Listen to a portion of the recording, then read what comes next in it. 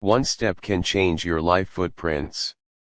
The night was cold in Chicago, the kind of cold that gnawed at your bones and made even the streetlights flicker with a tired glow. Daniel Rivera stood at the edge of the platform on the Roosevelt Red Line station, his hands shoved deep in his coat pockets. His shoes were worn, his shirt damp with sweat despite the freezing air. The rumble of an approaching train echoed in the tunnel, a metallic roar that sounded almost like fate rushing toward him. Daniel was 28, but life had already chewed him up. His father had left when he was 6. His mother worked 2 jobs until she collapsed one winter morning and never got up again. Daniel had grown up in foster homes, fighting to survive. He once dreamed of playing basketball, but those dreams had dissolved into smoke, cocaine, and prison bars. Now, out of jail for less than a year, he felt like a ghost drifting through the city unseen, unwanted, unfinished. That night, he wasn't waiting for the train to take him anywhere. He was waiting for the courage to take a step forward, off the platform, into the tunnel of silence where no more pain existed. As the train screeched closer, a voice broke through his thoughts. "Don't do it, man." Daniel turned. A woman stood a few feet away. She was maybe late 40s, African American, wrapped in a thick green coat. Her eyes, tired but fierce, locked on his. "I wasn't," he began. "Don't lie to me," she said, stepping closer. "I've seen that look before. My brother, he had the same eyes before he..." Her voice cracked. "Before he was gone." Daniel froze, the steel thunder of the train just seconds away. She grabbed his arm, firm but not forceful, like a stranger pulling another stranger back from a fire. The train roared past, sending a wind that whipped his hood back. For a moment, Daniel couldn't breathe. Then silence. The woman let go of his arm.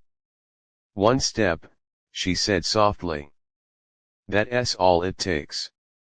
Forward or backward. Life or death. One step can change your whole life." They ended up sitting on a bench outside the station. Her name was Lorraine. She worked nights at a hospital as a cleaner, but tonight she had left a little early because her shift had been cancelled. "Maybe God wanted me here," she said, sipping from a styrofoam cup of coffee. Daniel almost laughed. God. He hadn't spoken that word in years. But Lorraine wasn't preaching. She was real, raw. She told him about her brother who had OD'd in a crack house 15 years ago, and how she had blamed herself for not answering his call that night. She told him about her son, now 22, in the Marines.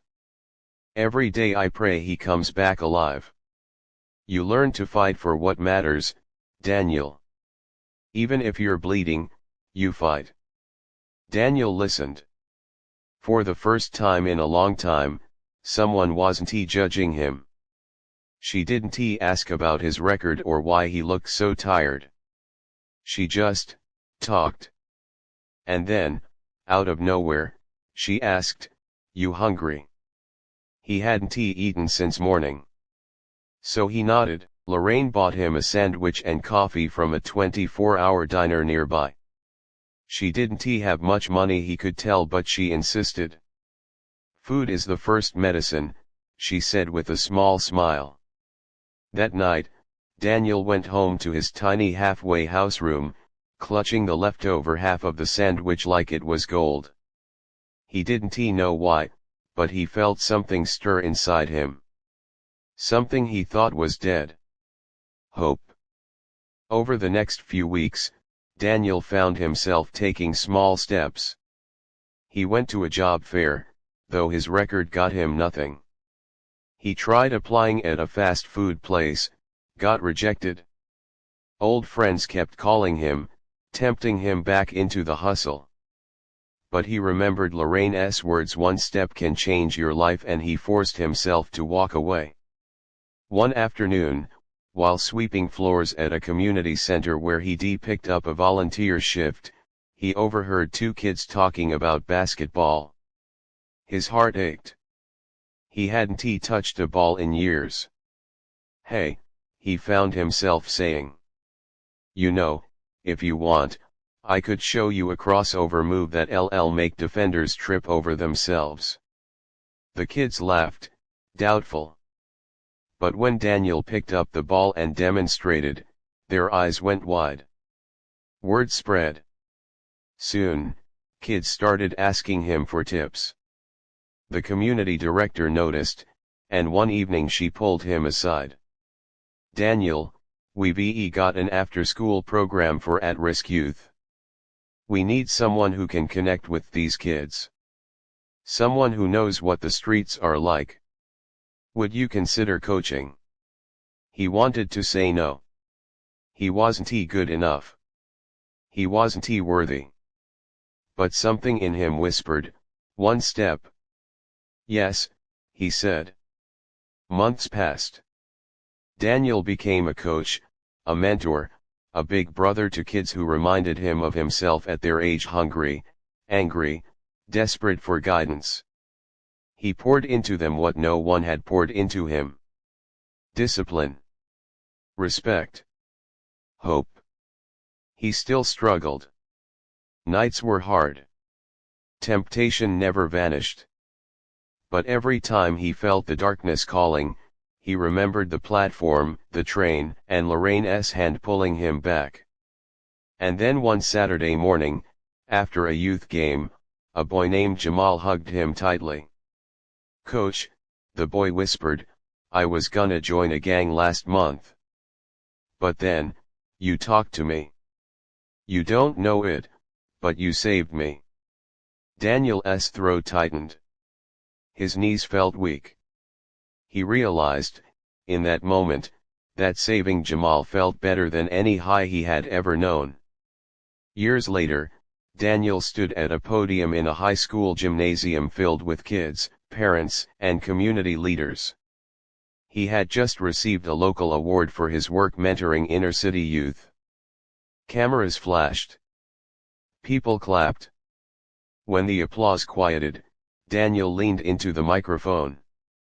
10 years ago, he began, voice steady but full of emotion, "I almost stepped in front of a train. I thought my life was over. But a stranger stopped me. She told me one step can change your life." He paused, scanning the crowd of young faces.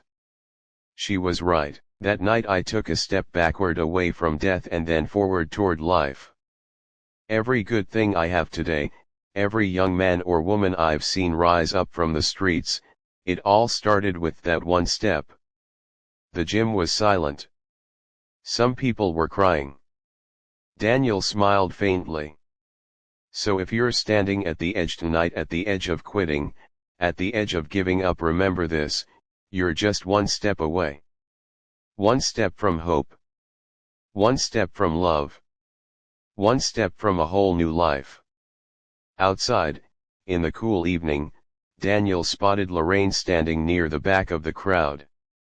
Her hair was grayer now, her coat still green. She had tears in her eyes. He walked over, hugged her, and whispered, "Thank you."